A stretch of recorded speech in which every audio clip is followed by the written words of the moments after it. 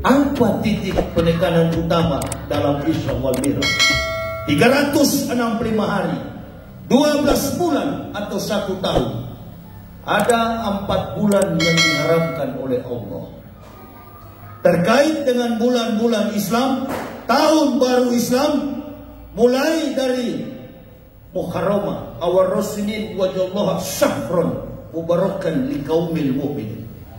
Dari tahun baru saja sudah ada perbedaan.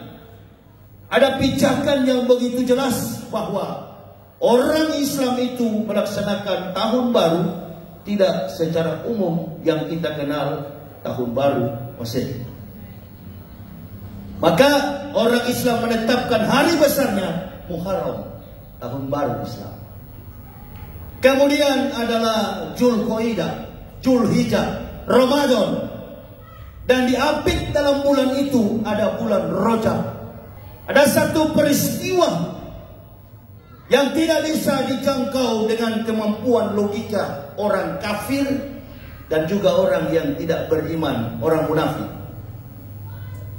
Karena yang kita ceramahkan ini tidak hanya kepada umat Islam, bukan hanya kepada orang kafir, tapi aspek perjalanan Rasulullah Sallallahu Alaihi Wasallam dari awal beliau Isra sampai Mi'raj mendapat sebuah kontradiktif.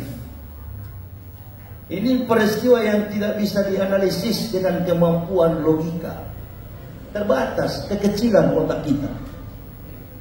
Tapi bagi orang beriman ini logis.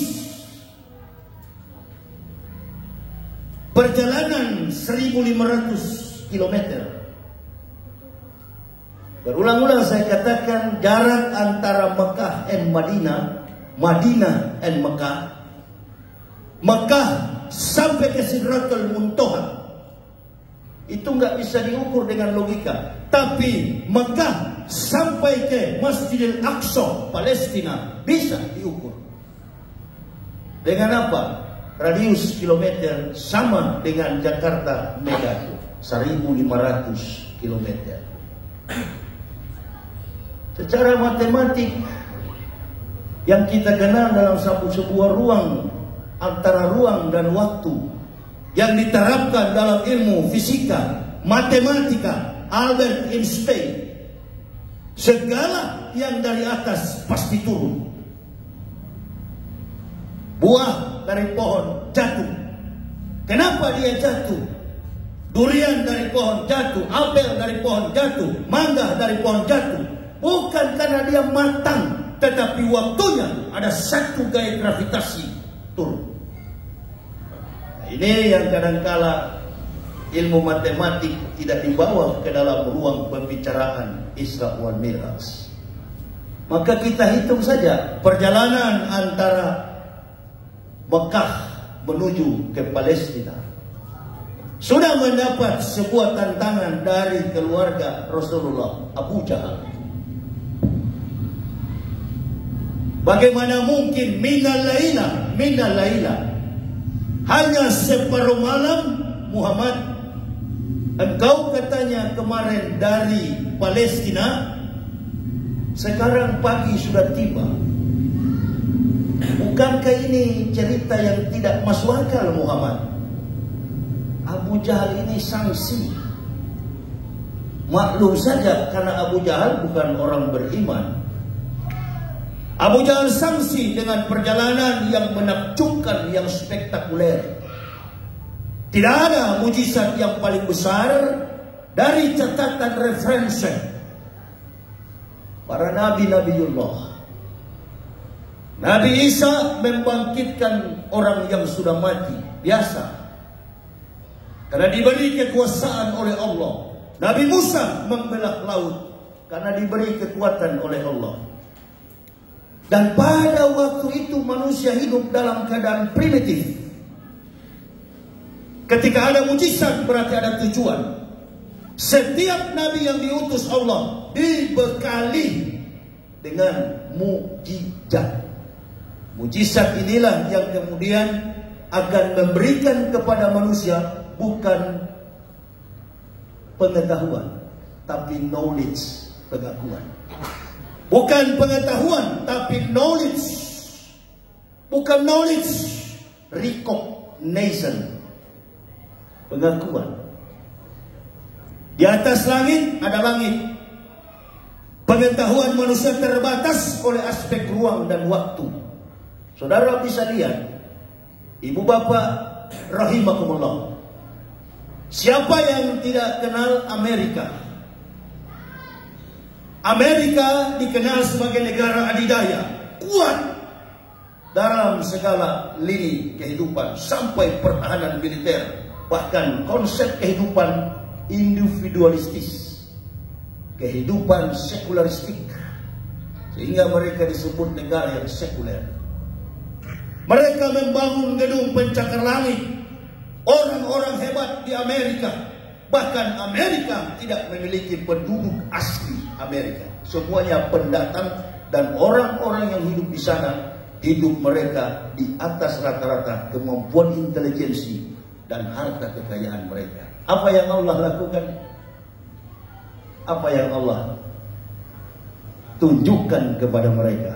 Baru-baru ini Badan Meteorologi, Klimatologi, dan Geofisika tak mampu mendeteksi Amerika akan terbakar sebagian kotanya. Kota yang paling terkenal, Los Angeles. Saya tuntun ibu bapak ke dalam kekuatan logika dulu, supaya percaya kepada Isra Mi'raj. Karena bukan orang kafir saja yang tidak percaya, orang Islam pun ada yang tidak percaya. Ada yang tidak yakin dengan Isra Mi'raj ini. Bahkan mereka mengatakan, nah ini kan cuma asumsi atau perasaan Rasulullah saja. Mungkin hanya bayang-bayang, pikiran saja. Mukadimah yang saya baca tadi, wa asyhadu anna syahadataman arafa manha wa amila zahir wa batinan bimuqtadoha, diangkat dengan tubuh, bukan mimpi, bukan hayalan.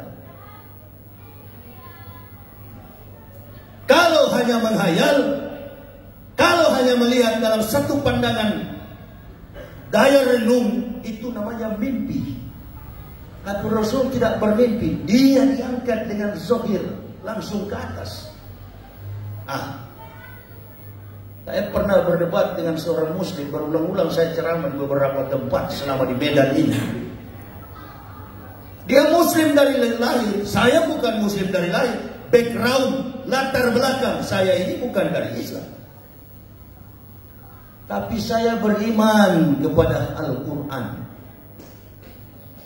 Bukan persoalan mazhab, bukan persoalan nasab, tapi ini persoalan teori yang membentang dalam satu ruang kehidupan yang memungkinkan kita melihat praktik komparasi yang jelas antara teori berpadu dengan praktik.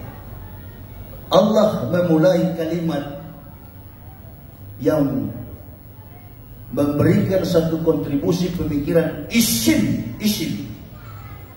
yang mentasbihkan Allah, karena orang Arab itu suka bertasbih menyebut nama Allah. Dari isim yang mentasbihkan Allah dimulai dengan kalimat subhanallazi asra bi abdihi laila minal masjidil haram ilal masjidil aqsa. Dari Masjidil Haram sampai ke Masjidil Aqsa 1.500 km. Perjalanan Rasulullah ditempuh hanya mina laila, separuh malam. Ini Abu Jahal tidak terima. Bukankah kamu tahu Muhammad, nenek moyang kita dari Mekah menuju Palestina menempuh perjalanan memakan waktu timingnya 40 hari 40 malam. Bagaimana mungkin antum ini cuma semalam? Dari jam 18, jam 6 sore sampai pukul 12 malam, berapa jam? 1, 2, 3, 4, 5, 6 jam. Dari jam 12 ke jam 1 bukan lagi malam. separuh, seperempat malam, sepertiga malam, dia akan turun menjumpai pagi, bukan malam lagi. Berarti perjalanan Rasulullah 6 jam. Rasul mengatakan, saya dibawa secepat kilat. Albert Einstein dalam gaya revitalisasinya, kecepatan cahaya itu 300 km per detik. Cahaya sampai ke bumi ketika terbit matahari sampai ke bumi 4,8 menit. Sedangkan Rasulullah mengatakan dalam kesaksiannya, saya dibawa secepat kilat. Kecepatan kilat separuh daripada kecepatan cahaya. Kalau cahaya 300.000 km per detik, kilat 150, separuh. Kalikan saja 6 jam dikali 1.500, 150 km per detik. Kalikan saja.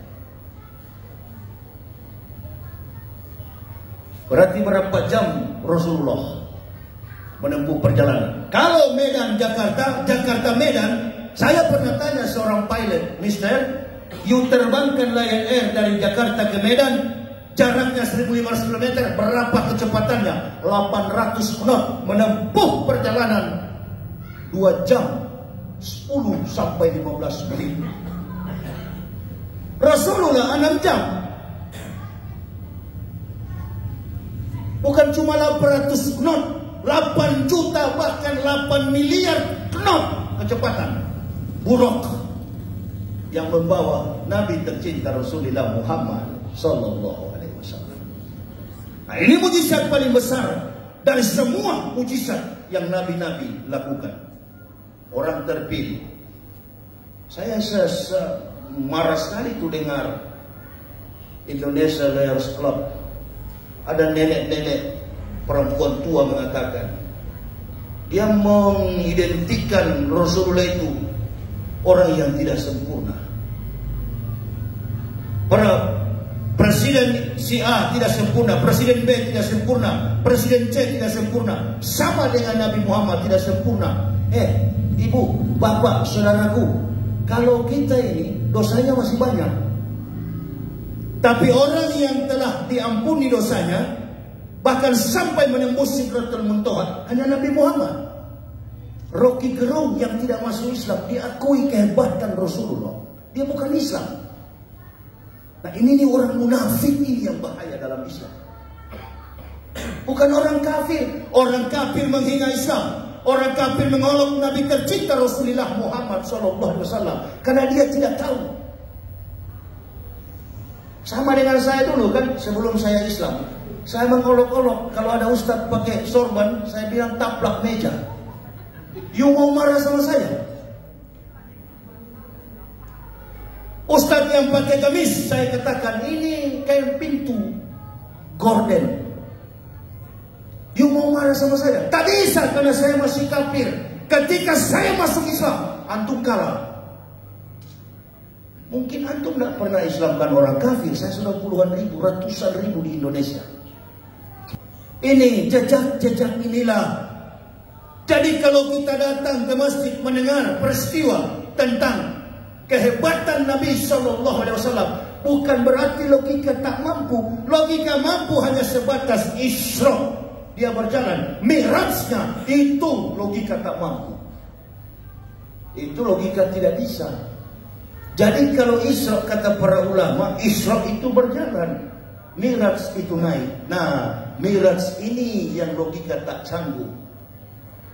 Langit pertama ketemu Soleh, langit kedua ketemu Iblis, langit ketiga jumpa Adam, langit keempat jumpa Isa dan Yahya, langit kelima ketemu Harun, Nabi yang memelihara jenggot, sampai orang Yahudi mengistilahkan dalam syair bagaikan buah anggur yang tengah berbuah.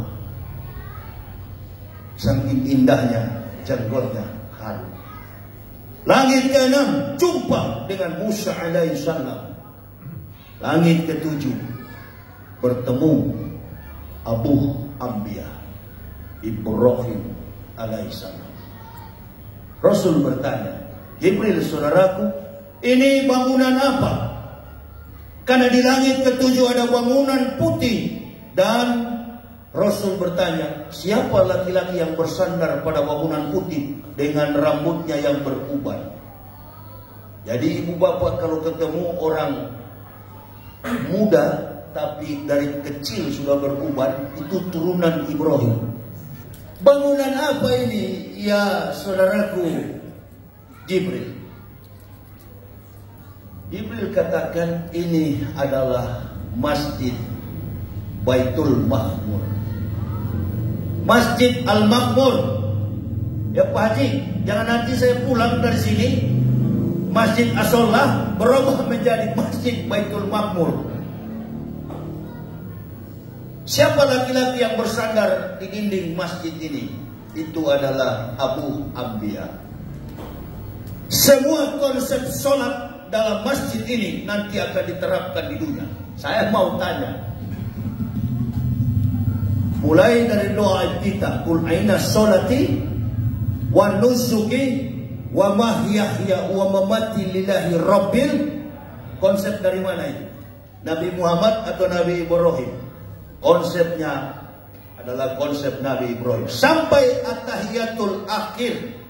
Tahiyatul akhir pun kita mengucapkan nama Nabi tercinta Ibrahim alaihi, sama dengan pujian kita terhadap Nabi tercinta Rasulullah Muhammad sallallahu alaihi wasallam. Karena dari percakapan inilah kemudian Jibril tidak boleh naik sampai ke atas. Maka Jibril mempersilahkan, ya Muhammad saudaraku, waktunya antum untuk ke atas. Ini logika, jangan coba-coba. Jadi kalau antum tidak mau percaya, silahkan tidak percaya. Innal ulama warasatul anbiya. Kita percaya kalau Nabi bicara berarti ulama yang bicara, karena ulama adalah pewaris. Bukan berarti antum percaya sama saya karena saya ulama. Siapa yang bilang saya ulama? Saya bukan ustaz, saya bukan buya, saya bukan ulama. Saya hanyalah makhluk yang Allah angkat dari lumpur kafir, lumpur dosa. You tak usah percaya saya. Saya ceramah kemana-mana, antum tak usah percaya saya. Percaya kepada Al-Quran, titik.